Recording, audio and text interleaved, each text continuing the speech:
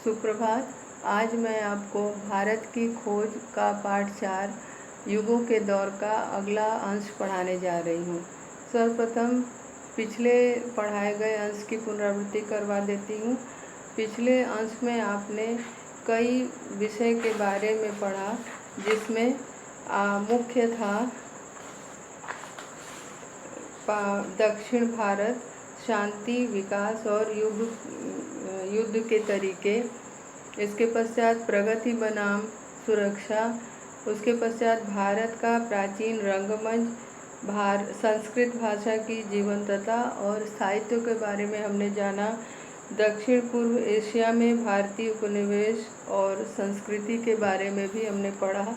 अब हम विदेशों पर भारतीय कला का प्रभाव के बारे में जानते हैं। भारतीय सभ्यता ने विशेष रूप से दक्षिण पूर्वी एशिया के देशों में अपनी जड़ें जमाई। चंबा, अंगकोर, श्री विजय आदि स्थानों पर संस्कृत के बड़े बड़े अध्ययन केंद्र थे। वहाँ के शासकों के भारतीय नाम और संस्कृत के नाम थे। भारतीय कला का भारतीय दर्शन और धर्म से बहुत घनिष्ठ संबंध था। अंगकोर और बोरोबुदुर की इमारतें और मंदिर अद्भुत कला के अनुसार तैयार किए गए हैं। जावा के बोरोबुदुर में बुद्ध का जीवन कई स्थानों पर साफ दिखाई पड़ता है। अंगकोर, श्रीविजय और इनके आसपास के स्थानों पर पूर्णतया भारतीय कला की छाप दिखाई देती है। यहाँ के स्थानों पर दीवारों पर की गई नक्काशी में विष्णु, राम आदि के नाम थे। भारतीय संगीत, जो यूरोपीय संगीत से मिला है, का तरीका बहुत विकसित था। मथुरा के संग्रहालय में बोधिसत्व की एक विशाल, शक्तिशाली और प्रभावशाली पाषाण प्रतिमा है। भारतीय कला अपने शुरुआत काल में प्रकृतिवाद से भरी हुई थी। प्रकृतिवाद यानी कि प्रकृति का सुंदर चित्रण। अब हम आगे का अंश पढ़ेंगे। अंगकोर या अजंता हमें किसी स्वप्न की तरह दूर, किसी असल में एकदम वास्तविक दुनिया में ले जाती है। इन भित्ति चित्रों को बौद्ध भिक्षुओं ने बनाया था। भित्ति चित्र, जो दीवालों पे चित्र बनाए जाते हैं, उसको भित्ति चित्र कहते हैं। और बहुत समय पहले उनके स्वामी ने कहा था, स्त्रियों से दूर रहो, उनकी तरफ देखो नहीं, क्योंकि वे खतरनाक हैं। इनके बावजूद इन चित्रों में स्त्रियों की कमी नहीं है। यानी कि बौद्ध भिक्षुओं द्वारा ये चित्र बनाए गए थे, वो भी स्त्रियों के चित्र, जबकि उनके स्वामी ने उनसे स्त्रियों की ओर देखने को मना किया था। उसमें परंतु बौद्ध भिक्षुओं ने अनेक स्त्रियों के चित्र बनाए हैं, जिनमें सुंदर स्त्रियां, राजकुमारियां, गायिकाएं, नर्तकियां, बैठी और खड़ी, श्रृंगार करती हुई या शोभा यात्रा में जाती हुई स्त्रियों के चित्र हमें देखने को मिलते हैं। ये चित्रकार भिक्षु संसार को और जीवन के गतिशील नाटक को कितनी अच्छी तरह जानते थे।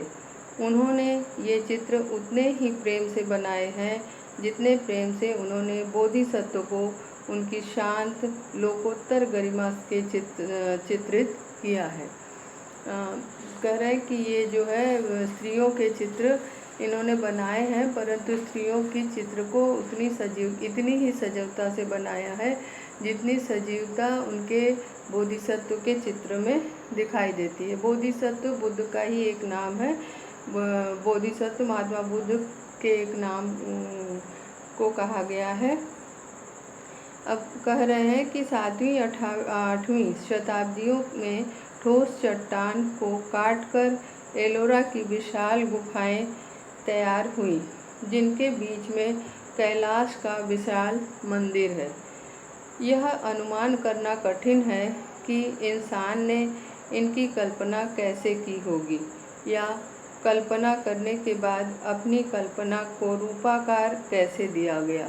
रूपाकार यानी रूप का आकार, माने ऐसा कह रहे हैं कि 7वीं-8वीं शताब्दी में ठोस चट्टान को काटकर एलोरा की विशाल गुफाएं बनाई गई हैं और इन गुफाओं के बीच में कैलाश की एक बहुत विशाल मंदिर बनी हुई है।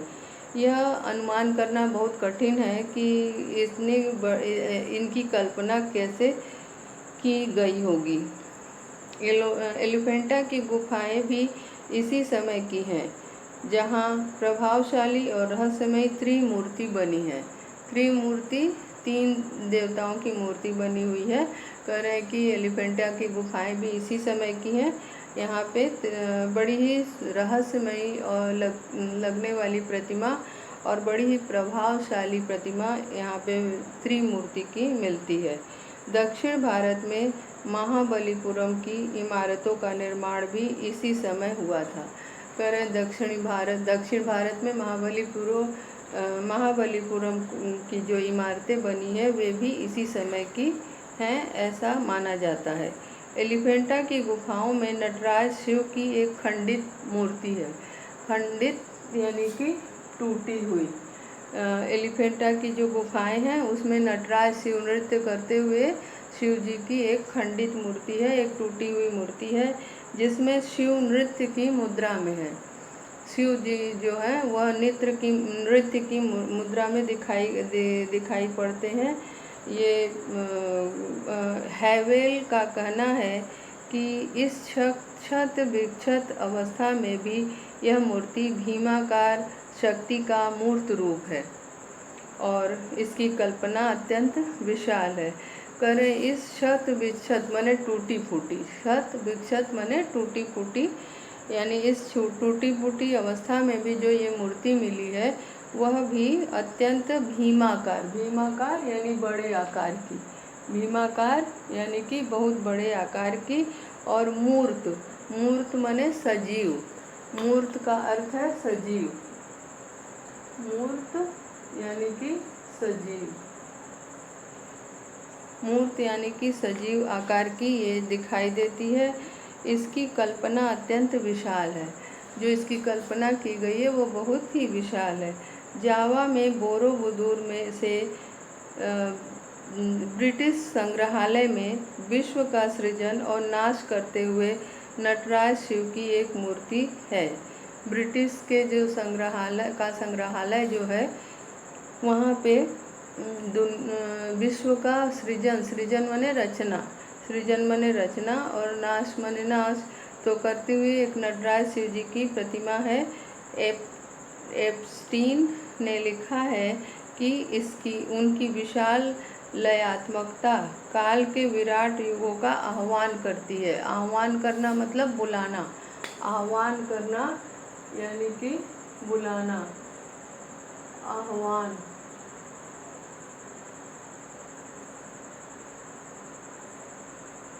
आह्वान करने का अर्थ है बुलाना। तो कहते हैं कि जो ये नटराज शिव की प्रतिमा है जो कि सृजन और नाश के रूप में यहाँ पे मूर्ति बनाई गई है।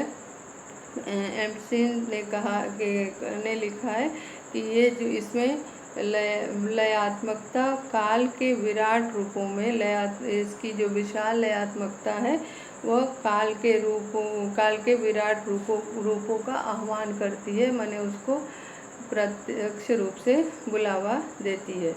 जावा में बोरोबुदुर से बोधिसत्व का एक सिर कोपेनहेगन के ग्लिप्टोटेक ले जाया गया। रूपगत सौंदर्य की दृष्टि से तो यह सिर सुंदर है ही, इसमें कुछ और गहरी बात है जो बोधिसत्व की शुद्ध आत्मा को इस तरह उद्घाटित करती है जैसे दर्पण में प्रतिबिंब। कह रहे हैं कि बोधिसत्व की एक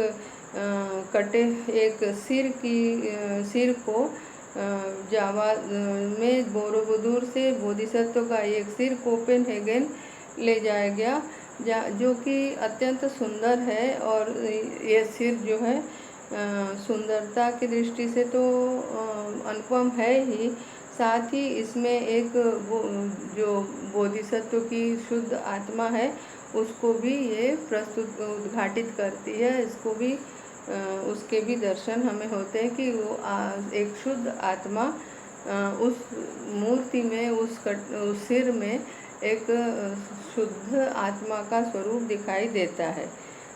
ऐसा प्रतीत होता है जैसे दर्पण में प्रतिबिंब, दर्पण में जैसे परछाई दिखाई देती है, ठीक उसी प्रकार उस सिर में बोधिसत्व की जो पवित्र आत्मा है उसके दर्शन होते हैं। वह एक ऐसा चेहरा है जिसमें समुद्र की गहराइयों की प्रशांति, निरभ्र नीले आकाश की स्वच्छंदता और इंसानी पहुंच से परे का परम सौंदर्य मूर्तिमान होता है। कह रहे हैं कि ये जो सिर है, ये जो चेहरा है, उसकी सुंदरता अपार सुंदरता उसमें व्याप्त है। कह रहे ये चेहरा जो है जिसमें समुद्र के समान प्रशांति मतलब शांत, जैसे उस चेहरे में अपूर्व शांति की झलक मिलती है। निरभ्र स्वच्छ नीले आकाश की तरह से आकाश की सुंदरता मिलती है के दर्शन होते हैं। और इंसानी पहुंच से परे परम सौंदर्य, जो इंसानी पहुंच से परे, इंसानी पहुंच के बाहर है, परे माने बाहर है, वैसा सौंदर्य इस चेहरे में दिखाई देता है। ईसवी सन के पहले 1000 वर्षों के दौरान भारत का व्यापार दूर दूर तक फैला हुआ था और बहुत से विदेशी बाजारों पर भारतीय व्यापारियों का नियंत्रण था। बता रहे हैं कि ईसवी सन के पहले 1000 वर्षों के दौरान भारत में व्यापार दूर दूर तक फैला हुआ था।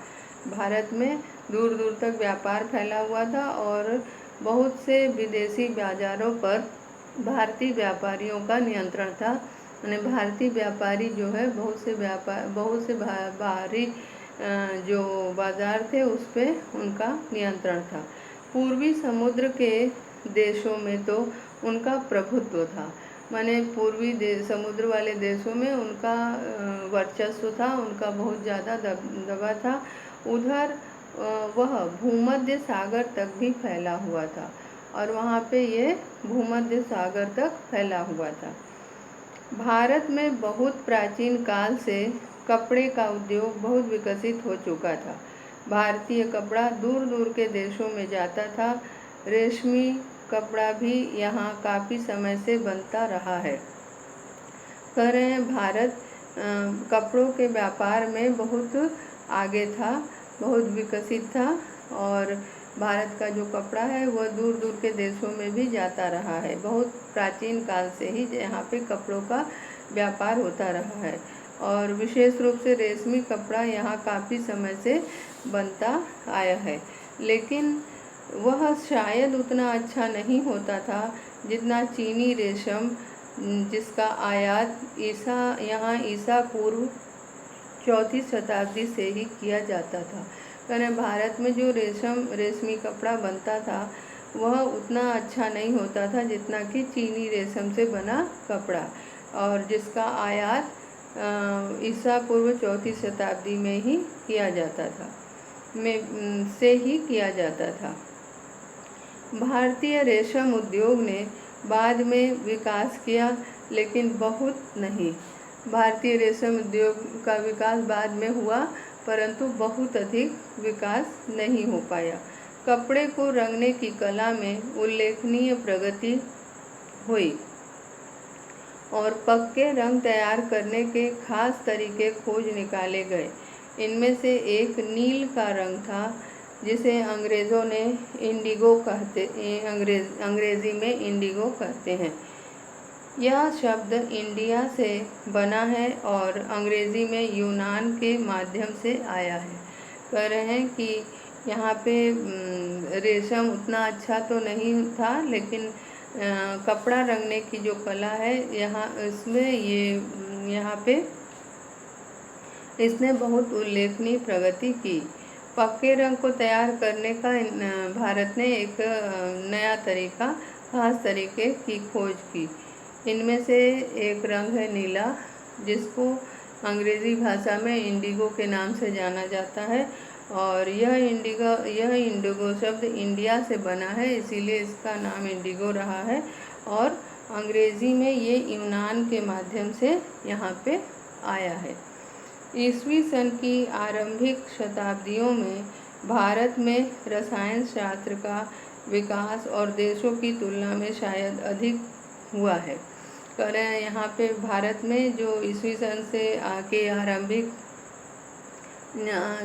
सन की जो आरंभिक शताब्दियाँ थी, यहाँ पे भारत में रसायन शास्त्र का विकास अन्य और देशों की तुलना में शायद अधिक हुआ है। मतलब भारत में जो रसायन शास्त्र का विकास है दूसरे देशों की तुलना में यहाँ पे अधिक हुआ है। भारतीय प्राचीन काल से ही फौलाद को ताव देना जानते थे। फौलाद यानी लोहे को आग में गर्म करना भारतीय प्राचीन काल से ही जानते थे। भारतीय फौलाद और लोहे की दूसरे देशों में बहुत कद्र की जाती थी। भारतीय जो लोहे हैं, वो जो फौलाद है, इनकी बाहर के देशों में इनका बहुत अधिक कद्र किया जाता था, सम्मान किया जाता था। विशेष रूप से युद्ध के कामों में यहाँ के फौलाद का, यहाँ के लोहे का बड़ा सम्मान दिया जाता था। भारतीयों को और बहुत सी धातुओं की भी जानकारी थी। भारतीयों को फौलाद या लोहे के अलावा अन्य बहुत सारी धातुओं की जानकारी भी थी और इनका इस्तेमाल किया जाता था। भारत में इनका इस्तेमाल किया जाता था, यानी कि लोहे के अलावा अन्य धातुओं का भी इस्तेमाल यहाँ पे किया जाता था। औषधियों के लिए धातुओं के मिश्रण तैयार किए जाते थे। आसव और भस्म बनाना ये लोग खूब जानते थे। कह रहे हैं कि जो दवाइयाँ होती थी, औषधि मतलब दवाइयों के लिए यहाँ पे धातुओं का मिश्रण किया जाता था। जो आयुर्वेद की दवाएं बनती थी उसमें धातुओं का मिश्रण किया जाता था, जैसे स्वर्ण भस्म, लौह भस्म आदि। और साथ में आसव और भस्म बनाने में भारतीय जो है बड़े पारंगत थे। आसव आयुर्वेद की जो दवाएं हैं उनको कहते हैं। कह रहे हैं कि यहाँ पे आसव और जो ये है भस्म, इन दोनों को बड़ी कुशलता से बनाया जाता था। इनमें इन्हें महारत हासिल थी। गर्चे ये ग्रामीण मध्य युग तक प्रयोगों में काफ़ी विकास किया जा चुका और मध्य युग तक इनके प्रयोग में काफ़ी विकास हो चुका था। गर्चे ये प्रयोग मुख्य रूप से प्राचीन ग्रंथों पर आधारित है। जबकि ये माना जाता है कि ये जो प्रयोग है ये प्राचीन ग्रंथों पे आधारित है, यानी प्राचीन ग्रंथों पे जो लिखा गया है उस पर ये आधारित है। शरीर रचना और शरीर विज्ञान का अध्ययन किया जाता था और हार्वे से बहुत पहले रक्त संचार की बात सुझाई जा चुकी थी। कह रहे हैं यहाँ पे शरीर रचना और शरीर विज्ञान के संबंध में बहुत सारे अध्ययन किए गए थे और कहा जाता है कि हार्वे से भी बहुत पहले यहाँ पे रक्त संचार की बात सुझाई गई थी, माने बताई गई थी। विशेष रूप से बताने को सुझाना करते हैं। खगोल शास्त्र जो विज्ञानों में प्राचीन है। खगोल शास्त्र मतलब ब्रह्मांड का अध्ययन। खगोल शास्त्र यानी ब्रह्मांड का अध्ययन।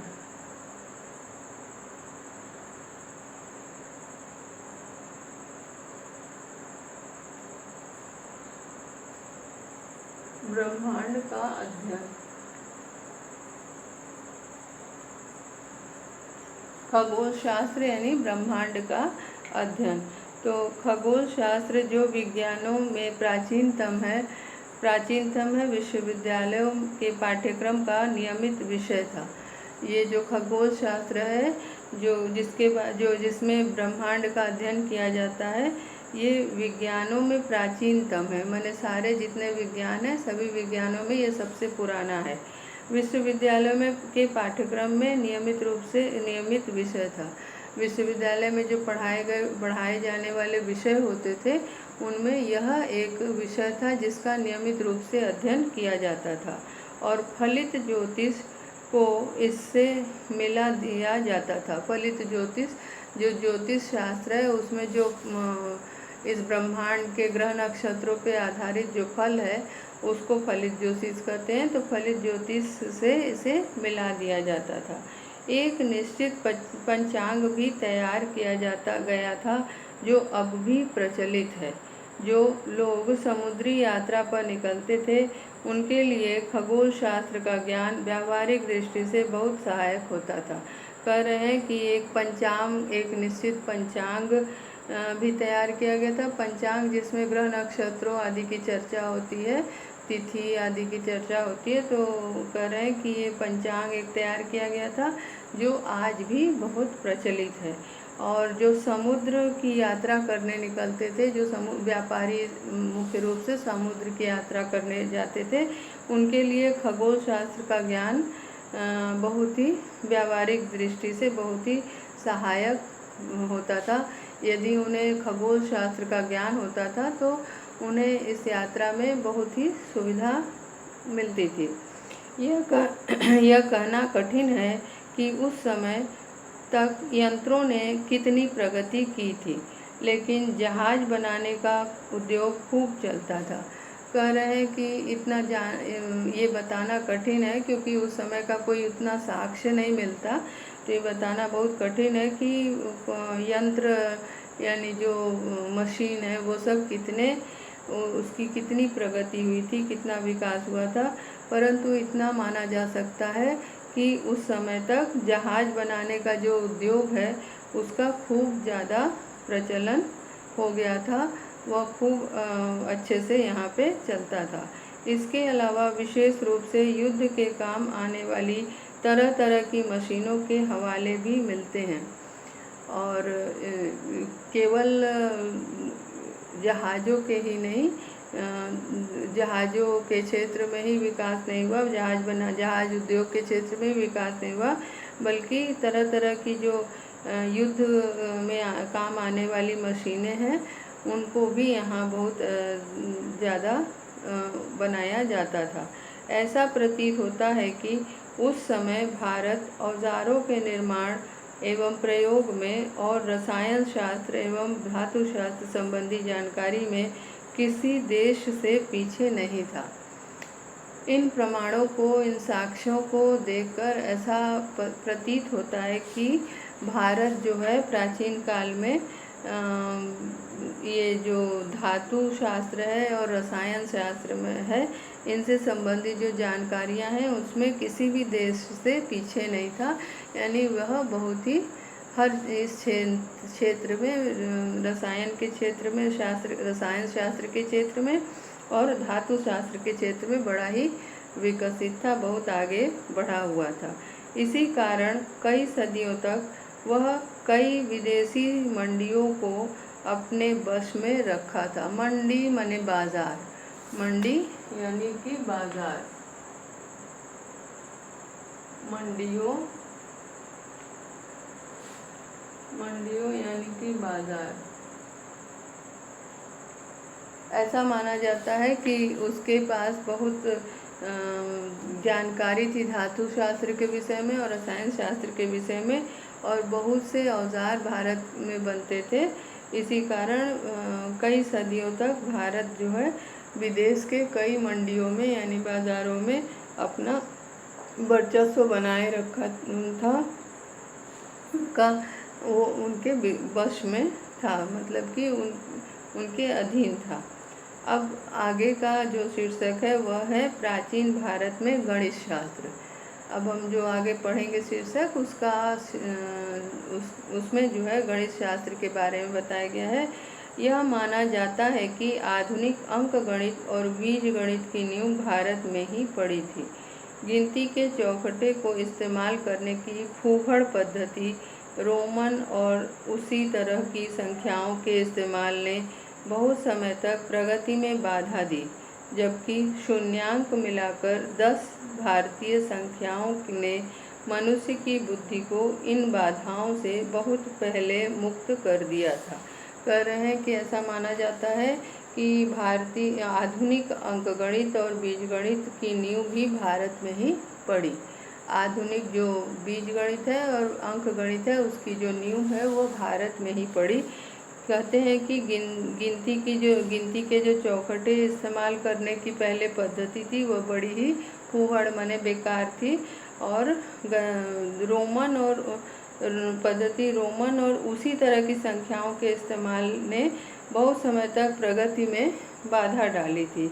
जबकि शून्यांक जो भारत में जिसका विकास हुआ, शून्यांक मिलाकर 10 भारतीय संख्याओं ने मनुष्य की बुद्धि को इन बाधाओं से बहुत पहले ही मुक्त कर दिया था और अंकों के व्यवहार पर अत्यधिक प्रकाश डाला था।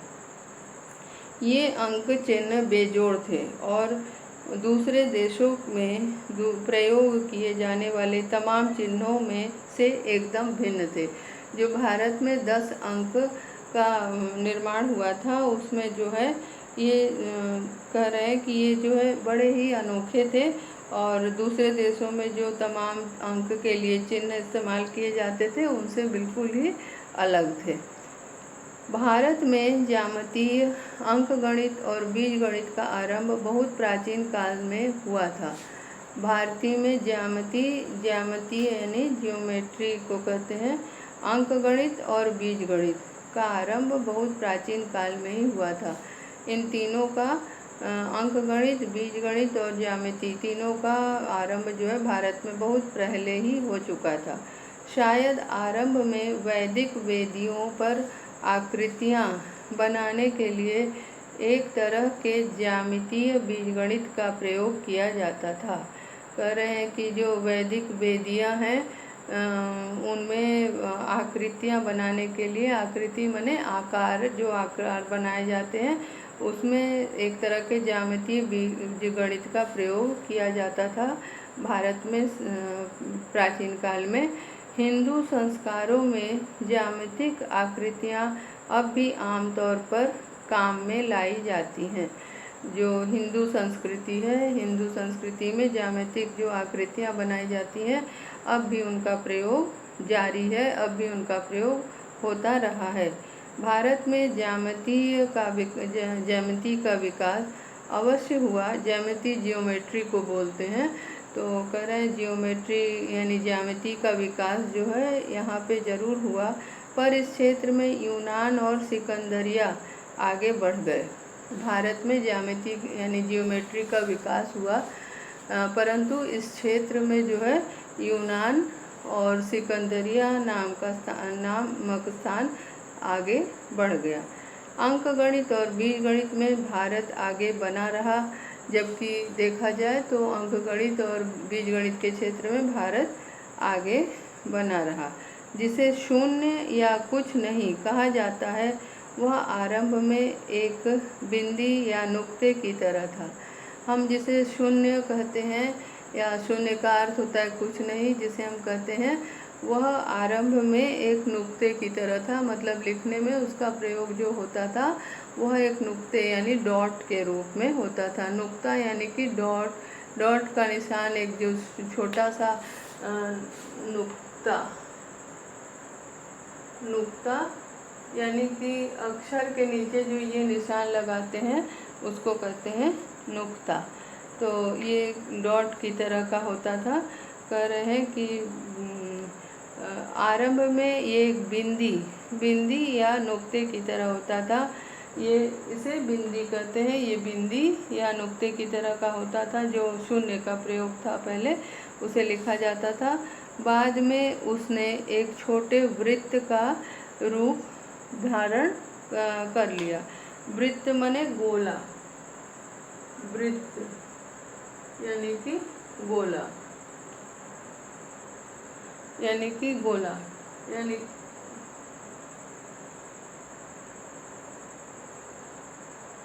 वृत्त यानी कि गोला। तो बाद में वह जो डॉट है, वह जो बिंदी है, उसने एक गोला का रूप, एक वृत्त का रूप धारण कर लिया। उसे किसी भी और अंक की तरह एक अंक समझा जाने लगा। भारत में जब उस शून्य को एक अन्य अंक की तरह एक अंक की मान्यता दी गई। शून्यांक और शून्य मूल्य वाली दशमलव विधि को स्वीकार करने के बाद अंकगणित और बीजगणित में तेजी से विकास करने की दिशा में कपाट खुल गए। कपाट माने दरवाज़ा, कपाट यानी कि द्वार, कपाट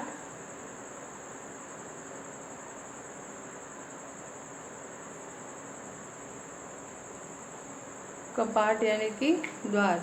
कि शून्यांक और स्थान मूल्य वाली जो दशमलव विधि है, उसको स्वीकार करने के बाद अंकगणित और बीजगणित में बड़ी तेजी से विकास की दिशा के जो द्वार हैं वो खुल गए। बीजगणित पर सबसे प्राचीन ग्रंथ ज्योतिर्विद आर्यभट्ट का है।